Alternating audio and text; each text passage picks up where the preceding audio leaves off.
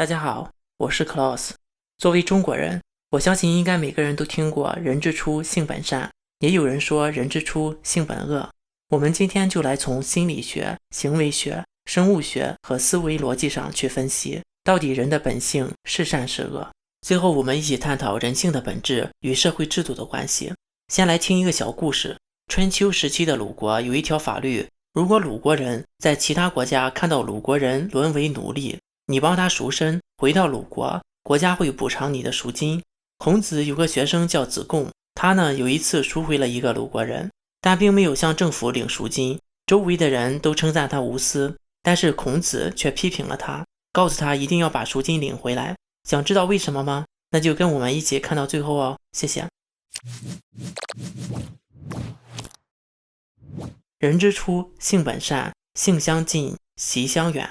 每个人都能朗朗上口地背诵出来。这句话出自中国的经典启蒙读物，宋代王阴林所著的《三字经》。它的大概意思是，人出生之初，秉性本身都是善良的，天性也都差不多，只是后天所处的环境不同和所受的教育不同，从而使彼此的习性形成了巨大的差异。这四句的前两句人之初性本善，源于孟子告子上，原句是人性之善也，有水之就下也。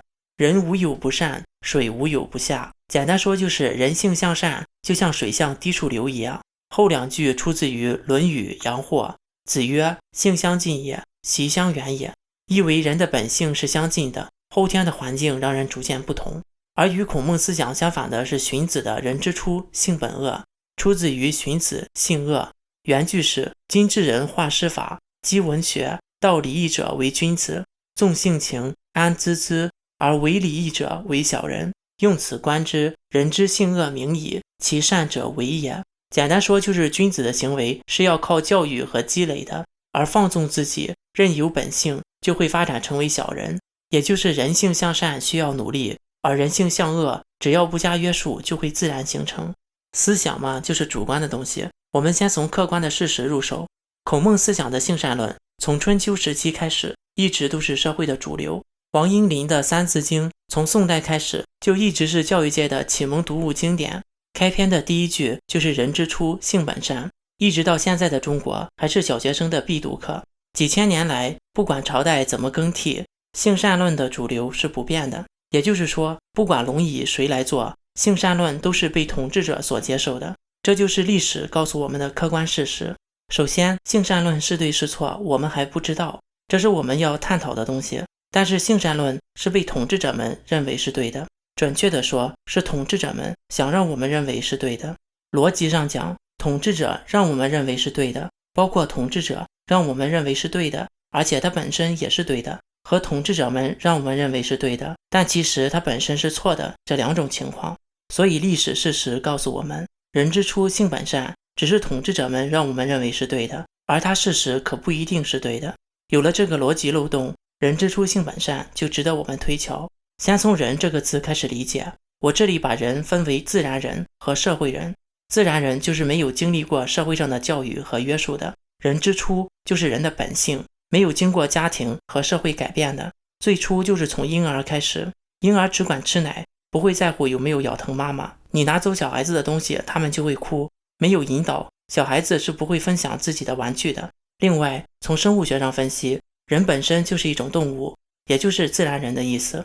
生物存在的意义就是繁殖，就是让自己的基因传递下去。注意，这里是自己的，不是其他的，同一物种的也不行。狮子在占领新的领地的时候，会吃掉不是自己的小狮子。有些鸟类出生后会咬死最弱的兄弟姐妹，来从父母那里分到更多的食物。所以说，人作为自然人的本性就是恶的。那为什么很多人觉得人性是善的呢？就是因为没有分清自然人和社会人。人在经历了教育、伦理、法律等等社会经历之后，才有了善的观念。一个社会行为学上的实验，人们捡到地上钱的时候，总是会先想到是不是自己的，之后看有没有其他人也看到，可不可以占为己有。在经过一段思考之后，有些人决定要物归原主。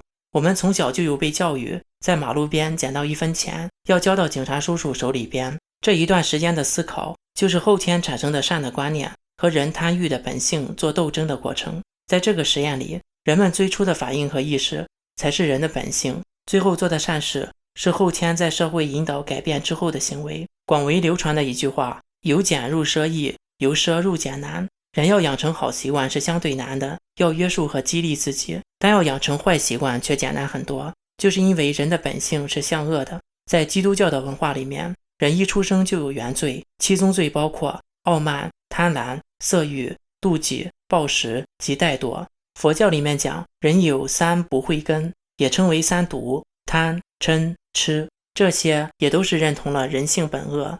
看到这里，可能有些人会有些反感了，毕竟这和自己已经建立起来的世界观有冲突。你可能会问，好，就算人性是恶的又怎么样？相信人性是善的有什么不好吗？难道你是鼓励人作恶吗？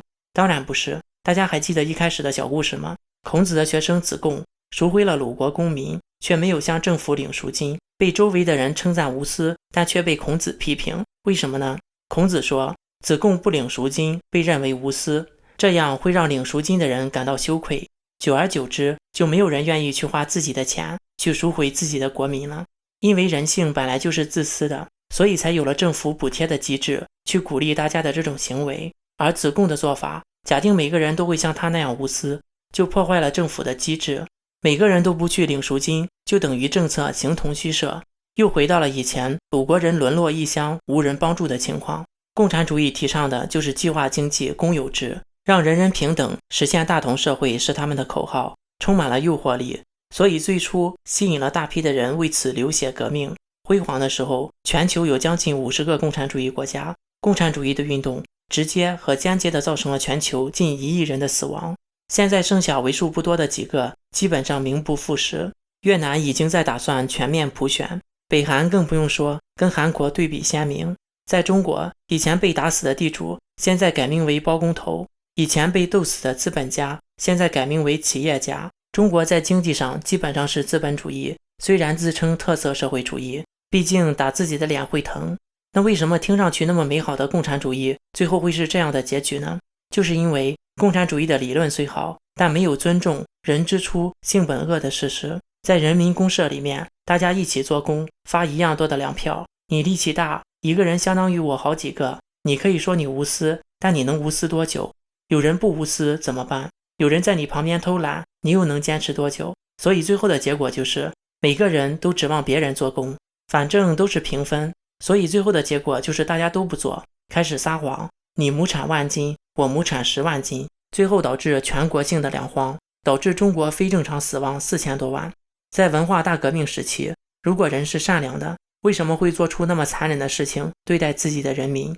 所以人性是恶的，只有通过教育的改变和法律的约束，才能引导人向善。当没有法律约束的时候，人的恶的本性就暴露出来了。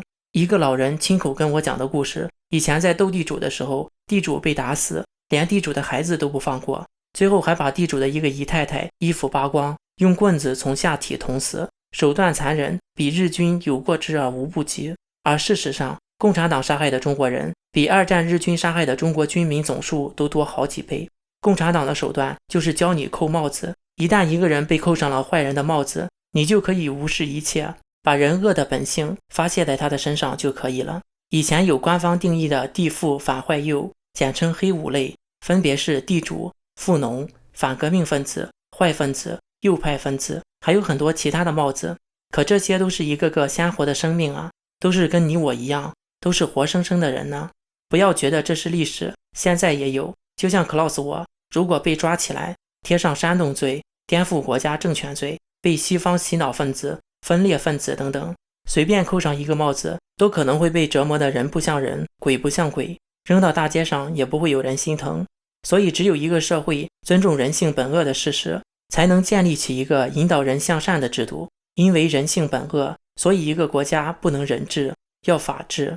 相信人性本恶，就会依法治国；相信人性本善，就会依人治国。人之初，性本善。在中国，从几千年的专制社会一直流传到现在，也就意味着现在的中国在本质上并没有和专制王朝有所不同。让人们相信人性本善，做到事事忍让，对于社会的不公，简单的一句还是好人多就可以安慰自己，而不去谴责这个制度，更是心甘情愿的把生杀大权交到以为是人性本善的别人的手里。不论是个人还是国家，只有尊重人的本性，才能走入正常的轨道。一个有能力的人就会慢慢的富起来，就会成为资本家。没有能力的有钱人，那说明人家的爹有钱，人家的爹有钱，不给自己的儿子，难不成给你？这就是人的本性。不尊重土地的私有，就影响农民的积极性；不尊重财产的私有，就影响企业家的积极性；不尊重知识产权的私有，就影响科学家的积极性。以前中国经常说没有诺贝尔奖得主，媒体就只会说我们缺少创新力，你们年轻人要多开发创新能力，只会说空话。我知道我没钱，你告诉我应该多赚钱，难道我不知道应该多赚钱吗？你倒是告诉我该怎么赚呀。中国的很多特色归根结底都是制度的问题，而很多人却只能看到表面的原因。而对于个人来讲，你只有认清自己的本性，才能更好地了解自己，认识自我，承认自己的缺点，才能改正缺点，不是吗？敢做不敢认，算什么英雄好汉？不过却有脸说大国担当。好了，今天的节目就到这里，谢谢大家，我是 Klaus， 我们下次再见。